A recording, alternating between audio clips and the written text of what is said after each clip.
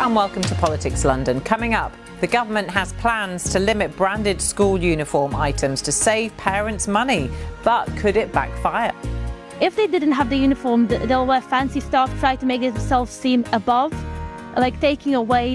Hello and welcome to Politics London. Hello and welcome to Politics London. Coming up, the government has plans. Hello and welcome to Politics London. Coming up, the government has plans to limit branded school uniform items to save parents money, but could it backfire?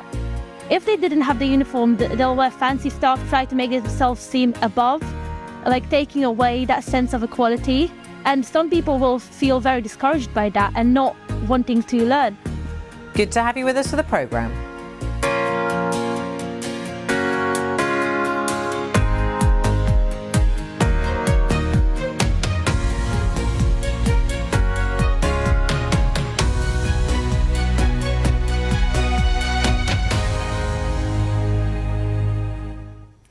Hello, good morning. I'm Samantha Simmons. Joining us for the show, Louie French, the Conservative MP for Old Bexley and Sidcup, and Ben Coleman, the Labour MP for Chelsea and Fulham. Welcome to you both. Great to have you on the programme.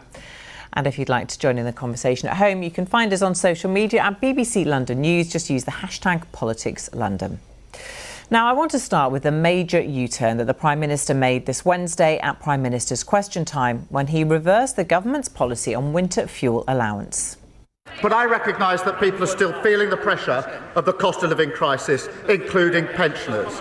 And as the economy improves, we want to make sure people feel those improvements in their days as their lives go forward. And that is why we want to ensure that as we go forward, more pensioners are eligible for winter fuel payments. As you would expect, Mr. Speaker, we will only make decisions we can afford. That is why we will look at that as part of a fiscal event. Well, Ben, what's your view on this? Was it just the wrong policy in the first place? I think you have to look at what happened at the time. There was the fact that we were coming in out of this terrible economic crisis, which we're still in. We had to find money. We were acting very quickly, but things have moved on. The economy is in a slightly better place, and we've got better prospects with the trade deals that we've signed. And the Prime Minister's been listening, I think, closely to the country and to members of the party. And he's decided to change course on this, and that's a good thing. An embarrassing U-turn, though? Well, I think it's funny. Whenever anyone changes course, you can either say, good, they've listened, or you can say an embarrassing U-turn. I think I'd say, good, they've listened. OK, Louie, what's your view? Good they listened or an embarrassing U-turn? I believe that it was an embarrassing U-turn. This never should have happened. It wasn't about money. This was ideology. They knew they were going to do this for the election. I think no one's buying this black hole story. The government is spending £70 billion in the latest budget. They're spending for the cost of this policy will be dwarfed by the impact. And actually, I think the one thing that's missing from the Labour Party and the Prime Minister right now is an apology to pensioners that have been put through a real bad time over winter. We've seen our hospitals busy in that period. We've had a rise in flu cases in particular. And I think pensioners that have worked hard all their life for retirement deserve an apology right now from the Prime Minister. Should he be apologising, do you think? Millions of people weren't eligible now this year for this fuel allowance. Yeah, I can see that it was a huge challenge. I mean, the pensioners did get a 4.1% increase last month in their pension. They got over an 8% increase last year, so there was more money going to the pension, hundreds of pounds more. And also the energy bills we just learned today are going to fall in July. So there is good news for pensioners, but I think it's right that the Prime Minister's taken the decision he's taken, and I'm glad it's happened. I'm looking forward to the details. Yeah, well, when it comes to details, what's your view on where the threshold should be? Because currently, to be eligible for pension credit, it's £11,500 per year or £18,000 for a couple. Where do you think the threshold should be? I personally think, actually, from a government administration point of view, it's much more straightforward to just give the payment, as was the case for 14 years under the Conservative. So it shouldn't be means tested. Everybody should get it. I believe that it's easier. I appreciate there's a political argument that the Labour Party have been making around thresholds and potentially means testing it. I actually think from an administration point of view for government, it's quicker and easier to get it out direct as one payment. I mean, there are a couple of difficulties with that. One is that not everybody needs it, and today Kemi Badenoch, your own leader, said that she would not guarantee to return to the way it was, and I think she's probably doing the right thing there. I mean, I'm the MP for Fulham and Chelsea, and in Kensington and Chelsea Council which is a Conservative council, which has quite a lot of wealthy people in it, in past years has put on its website, if you'd like to give your winter fuel allowance to charity, here's how you can do it. There are lots of people in the country who didn't need it, but there are probably more who did, and I think it's this tapering off above the level. So I don't know exactly what that would be, but I hope the Treasury is going to do some useful work now, and it will be discussed with MPs, and we should see a better outcome. Well, I think our job in opposition is to see what the government U-turn, what that looks like. We've had the hint of a U-turn, but I said we need an apology and we need to see what the policy actually is. So as an opposition, that's probably what Kemi was reflecting on. It's hard to comment until you know what the policy is. No, she said she didn't think she'd have the money, but, you know, that's fair enough. We supported it for 14 years. When we get more detail, I'm sure we will cover this story again. Thank you. Now, the Children's Wellbeing and Schools Bill, which is currently going through the House of Lords, has many elements, from strengthening safeguards for children to requiring state primary schools to offer free breakfast clubs. One of the headline policies is to ban schools from requiring more than 3 branded uniform items to avoid financial hardship for thousands of families. Earlier this year, Tower Hamlets Council announced they would bring in their own policy to help families, becoming the first council in the country to offer a universal school uniform grant. Our senior reporter Helen Drew has more. Mohi is on the school run with his 4 children. Like most parents, he worries about the cost of their uniforms. So I'm working in a solicitor's, but day by day, our costs and expenses it's really high. So obviously, as a parent, we always think ahead. So yeah, this is something like obviously a matter of worry for me and my family. Nearby is secondary school, the London Enterprise Academy. It's in Tower Hamlets, one of London's most deprived boroughs. Their head says a set of their school uniform costs over £200, but they give some for free. I realise it's a very expensive time in August for parents, so as a school, since we opened, we subsidise the uniform, so all of our students will get free PE kit when they join our school, and when they move to year 10, we've always provided free blazers as the children are growing up, and that saves parents about £45–50 in year 10 and about £70–80 in year 7 when they join our school. Education should be accessible to all, and I am proud that we support the local community regardless of their background, regardless of their ability to afford, so that our children can get the full access to the school curriculum and the exciting extracurriculum offer that we provide. Earlier this year, Tower Hamlets Council announced it's introducing a school uniform grant from this September. It's for children who are entering their first year of primary or secondary to receive up to £150 off their new uniform if their families have household incomes of £50,350 or less. Our children matter to us. We're a very young borough, the highest increase in population of anywhere in the country, and we're projected to increase massively over the next 5 years, the 10 years of census. We want to help our parents, help our kids as much as we can. Child poverty is very high in the borough. The school uniform grant,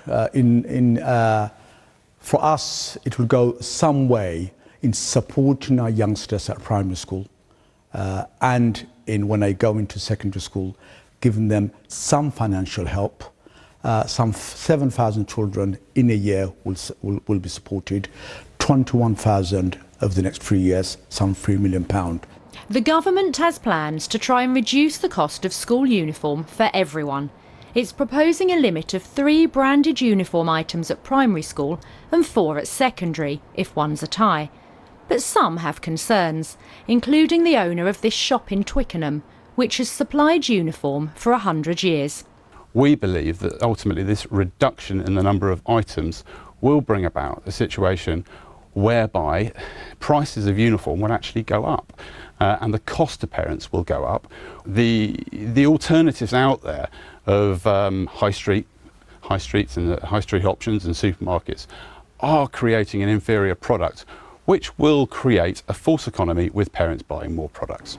Students back in Tower Hamlets have concerns too, that with fewer branded items, some families may want to flash their cash. If they didn't have the uniform, they'll wear fancy stuff, try to make themselves seem above, like taking away that sense of equality. And some people will feel very discouraged by that and not wanting to learn. If you do feel inferior to some people, that will affect how your attitude in learning, your attitude with your friends. It'll literally affect everything if you do feel like people are above you just because of something as simple as uniform. The government says their proposals will mean for the first time no school in England will be able to require unnecessarily large numbers of branded items, so no family will be unfairly disadvantaged. Well, the Department for Education estimates the average cost of a full school uniform with PE kits for a child at secondary school is £442. I mean, that's just unsustainable for so many families, isn't it? But is it the right way forward for the government to be mandating how many items should be compulsory? Well, there's sort of general guidance at the moment, and lots of schools stick to it, and about a fifth of schools ask for more items than most people's pockets can bear, and we're in a cost of living crisis. Just because the change of the government for 10 months ago doesn't mean the problems the last 10 years and more aren't still with us. They are. We're in a cost of living crisis. This will save parents, on average, £50 a year per child. That's £70 million a year. 4 million children will benefit from it. I think it's the right thing to do. Yeah, Louie, what about this idea of concern that actually if you give children more choice, and actually they might be pressured down the designer route, they might be competing with their friends a bit more and create more financial pressure? Yeah, it's a major concern. I recognise a lot of the young ladies were saying on the clip. I think there's a big concern, particularly for PE kit. We all know about the pressures, particularly on teenage girls in participating in school PE. And my concern as the Shadow Sports Minister is that we'll have a big drop in girls taking part in PE, or an increase in cost, because those designer brands will create that social tension. And I think we all do have to remember, you know, we want to make it easier for parents to put their children through school. Everyone wants that. But there is this risk that we lose sight of what uniform is, its identity, and it's a social leveller. And I think that's a particular issue in London that we have to be conscious of. And I believe around 70% of schools nationally are already offering kind of second-hand support on uniform. So I think schools were doing a lot already, and there's a lot of kind of concern and uncertainty about what comes next for schools. Ben, what about this initiative that Tower Hamlets are going to introduce, offering a grant for poorer families when it comes to school uniform? Is that something that should be replicated across London, do you think? I think you have to let each local council do what it can do. I mean, my local council in Fulham offers, for example, free care at home for elderly people, and it's been offering free school breakfast for a long time. But not every council, and certainly not Tower Hamlets, does that. So each council has to do what it thinks right for its residents and what it can afford. But the basic principle is we're not getting rid of school uniforms. I really agree with what people say. I like very much the way she put it about we've got to be levelled, we've got to be equal. Kids shouldn't feel intimidated by other kids wearing the latest flashiest things. But we can't gouge parents. The cost of living is extremely high for most people, and we have to recognise them. We're just trying to play our part, do our bit to bring those costs down. So you know, I think the cost of living is impacting schools quite a lot, and there is a lot of issues with this bill, and there's a lot of concerns being raised by head teachers, particularly having to cut staff numbers, for example, so they're not having the full cost of national increase covered. But there's this uncertainty about what comes next when this, come back after September. And I think my concern again is that we are going to have these social tensions in schools. There's also a child protection issue, particularly for schools, individual schools that have the power right now. Some of them allow girls and young boys to wear their PE as a type of uniform on a school day when they've got PE. So it brings in a range of issues around child protection as well as cost. OK, thank you. Now to rough sleeping in London, which has reached its highest level on record, with more people experiencing it for the first time. This week, the Mayor promised to end rough sleeping by 2030. City Hall says it's now spending 5 times more than it did 8 years ago to tackle the crisis. BBC London's political editor Carl Mercer spoke to the Mayor about the challenge ahead. For the first time, we have a Minister for Homelessness come in with us on this journey, and what have they announced? They've announced already £17 million to support us in terms of this mission to end rough sleeping. That's on top of the record £10 million I announced in January. And so what we know is when you've got a mayor working with the government, you can make real progress, and that's the game changer. What would also be a game changer, wouldn't it, would be building more affordable homes. And we know also, over the last 2 years, it's gone down from something like 25,000 affordable homes in London to something like 4,000. Do you accept any responsibility for that you haven't built enough homes? Look, the fact that we've built record numbers of council homes, more than any time since the 1970s, the fact that we've completed more homes any time since the 1930s is no consolation if you're somebody who's sleeping rough on our streets. We've got to build more. But do you think that has contributed to the homelessness or to the rough sleeping problem, the fact that you are not building enough affordable homes in London? Oh, there was an excellent report last week which talked about the consequences of interest rates going high because of the previous government. The Homes Federation England say across the country we may have fewer homes being built than any time since the Second World War, and London's not, it doesn't escape that. Do you accept any responsibility? You know your critics will say to you, look, well, here's a man who said, well, it's not my fault, rough sleeping's gone up, not my fault, that we're not building enough homes, it seems to be everyone else's fault. Well, I think Londoners know. Over the last 9 years, we've taken off the streets of our city more people than ever before, more than 18,000. Londoners also know more than 3/4 have stayed off our streets for good because of our policies. Londoners are benefiting from the new council homes we have built, but also benefiting from the homes we've completed.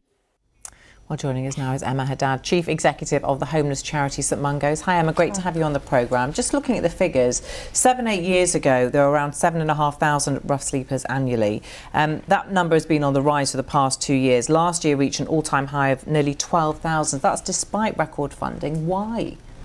Yeah, it's off the chart at the moment, isn't it? And it's heartbreaking to see. There's a few things going on. One is that huge lack of housing, and in particular affordable housing.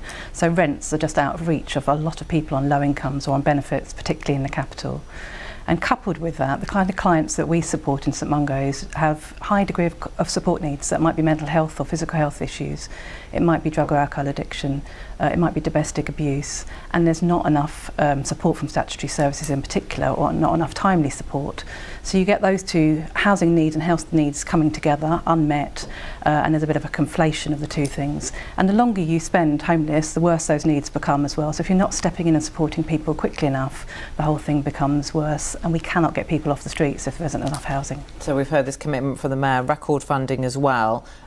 What culpability does the Mayor have, do you think, over these figures? Well, we welcomed his action plan this week. There's been action plans before. It's a complex issue to solve, and it's a systemic issue to solve, so he can't do it on his own. It's going to need central government as well. But what it does is put a big focus on prevention. At the moment, we're in crisis response mode, so we're picking up people once they've already fallen into homelessness, they're already sleeping on a pavement, which is too late. So what he's trying to do in this plan is pull the whole thing upstream and try and prevent people from falling into homelessness in the first place. And he's committed to one very, very important thing in this action plan. At the moment, if you are at risk of homelessness or about to become homeless, you have to prove yourself by sleeping on the streets, literally. You have to be verified, you have to be seen sleeping at night on the streets, which is incredibly dangerous, particularly for women and other groups who might actually remain hidden and not access the help at all. He said, let's get rid of verification by 2028. That is a seismic commitment, and if we can achieve that, we can absolutely prevent people from becoming homeless and even having to sleep out for one night. So we've heard this pledge before, haven't we, from Boris Johnson as well when he was mayor, to end homelessness. Why has this problem proved so intractable? Well, we have heard it before. I think this plan is different because it does put that focus on prevention. But, you know, those factors like the massive shortage in housing, affordable housing, supported housing for people who have high support needs and complexities, all of that is going to change any time soon, is it, unfortunately? No, it won't be overnight, but that's why we need central government to commit to the house building, to the right types of house. We also need policy change. At the moment, only 3% of housing, if that, in the capital is available, accessible to people on the lowest incomes. The local housing allowance, housing benefit, has been frozen since March 24.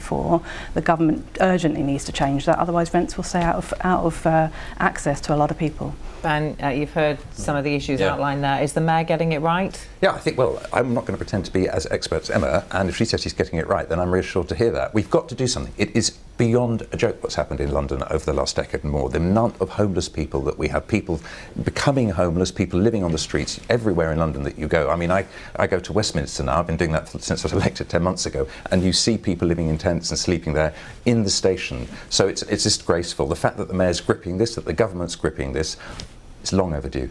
Louie, is this the failure of the previous government? No, absolutely not. The Mayor is responsible for housing policy in London, and as the clip showed, he dodges responsibility at every opportunity. I think I have every sympathy for people that are in a homeless situation. I think we have to stick to the actual problem rather than the politics of it. But the Mayor cannot shirk responsibility. He's in his third term as Mayor of London. He is responsible for housing. He was given £9 billion to build more houses, and he has ultimately failed, and he hasn't bought affordable houses, as just been mentioned. And I think. So what do you think should be done?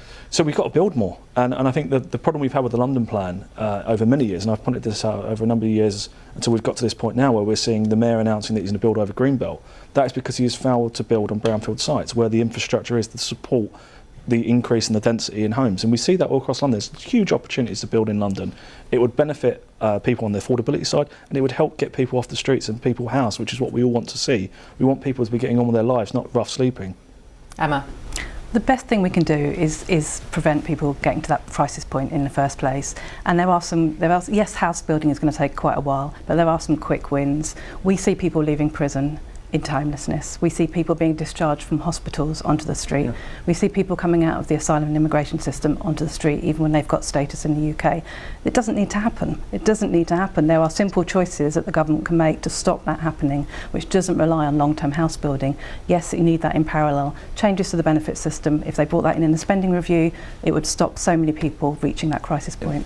And if I could just add to that, it's very interesting. You raised the health issue, the health support. I used to sit on a health committee for the local NHS, and I would say to them, look, one of the biggest problems about housing is the fact that the health issues aren't being addressed, and can you help us with that?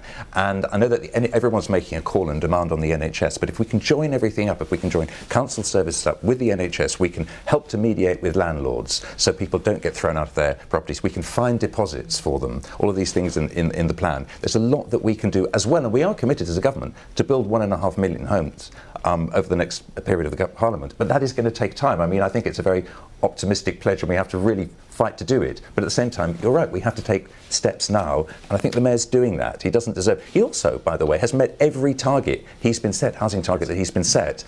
And I hate to say this, but the councils in London which are building the most homes are all Labour, and the ones which aren't are Conservative. Okay, Emma, we've talked about prevention. Obviously, that's key in your analysis and all of your research. But what about the 12,000 people who are homeless right now? What support is there for them? How do you get them off the streets and into homes? Well, so our outreach teams at St Mungo's are out there on the streets late at night, early in the morning, trying to work with those people, find out how we can as quickly as possible get them off the pavements.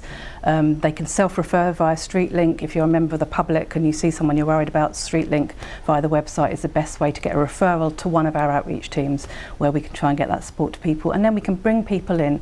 The sooner we can get people off the pavements, the easier it is to work with people. While you're on the streets, it's really hard to support people and to help people out of homelessness. And the government does need to support the charities, because they've just hit them with the national insurance increase, which is 45p in every pound. They need to stop that. That's why we try to exempt charities from that tax rise. OK, thank you. Emma, thank you very much for coming in. Thank you.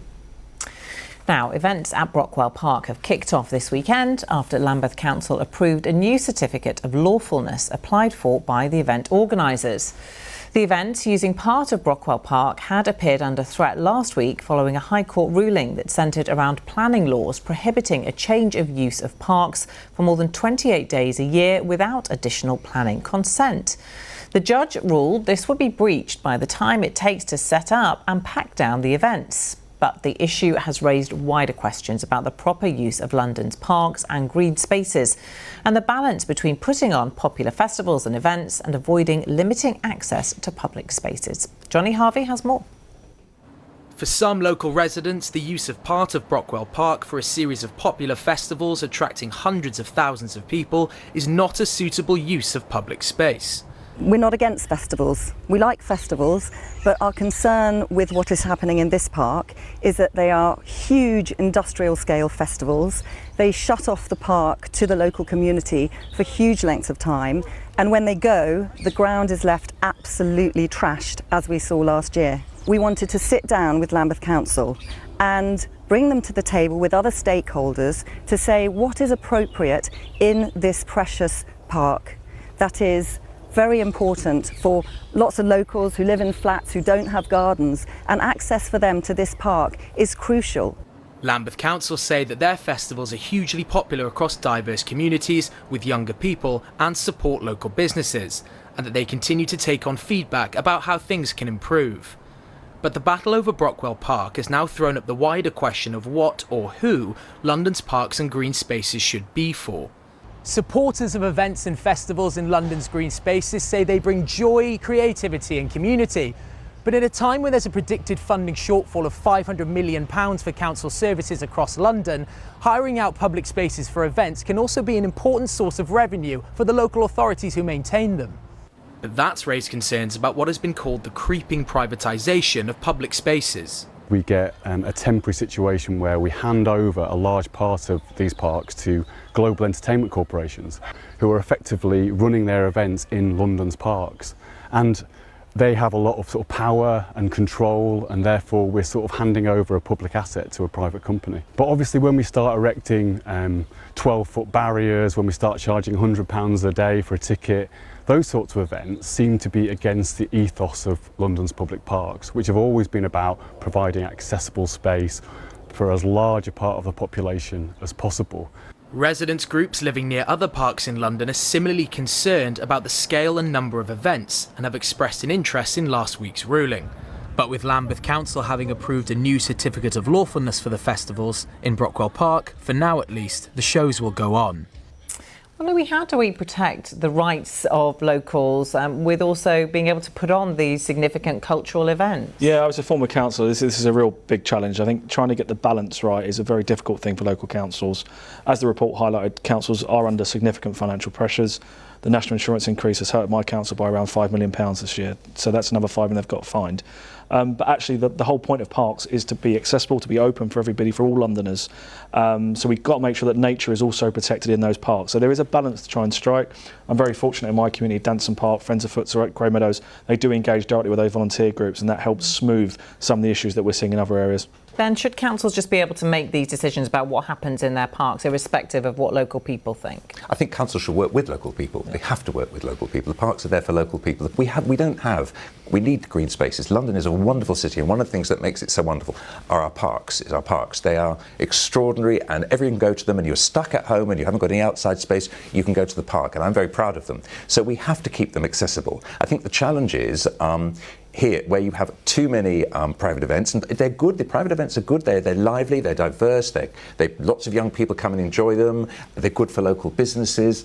And if they get too many and too frequently, that perhaps it's over the top. I mean, I gather this event is 9 days over 2 weeks, and it's only taking away a quarter of the park. The 3/4 of the park and the cricket pitches and the tennis, everything's there for everyone to use. But clearly they've irritated the residents.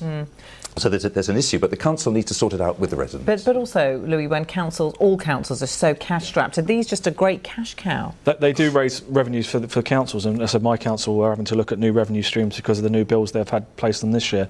I think there's a balance. It is about that engagement with your community. So we do it very well in Bexley. We make sure the voluntary organisations are fully involved. We have a fireworks night, etc.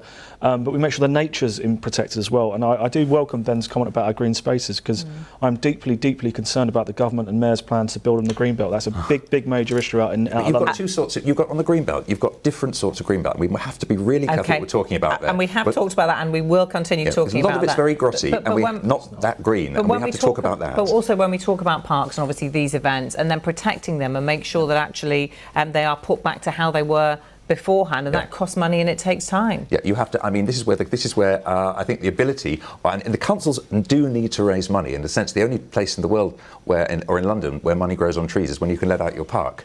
But they do need at the same time to do a good deal with the people they're letting them out to, and part of that has to be there's enough money that comes in that pays for the clean-up as well as gives money back to the council for park maintenance and for community services. Yeah, and it's not just about the clean-up. The litter obviously is an obvious problem after big events like this, but it's actually ensuring that nature can recover in time. So being more accommodating to the nature elements of our parks, that nature can recover, the fields can recover, the grass can recover. Yeah, I'd agree with that. Would either of you welcome big events like this in your local parks? We have a couple. We have a couple, not to that scale, but we have a couple. Yeah. I think if local people, I think would properly discussed with them and with the friends groups, I think. Absolutely.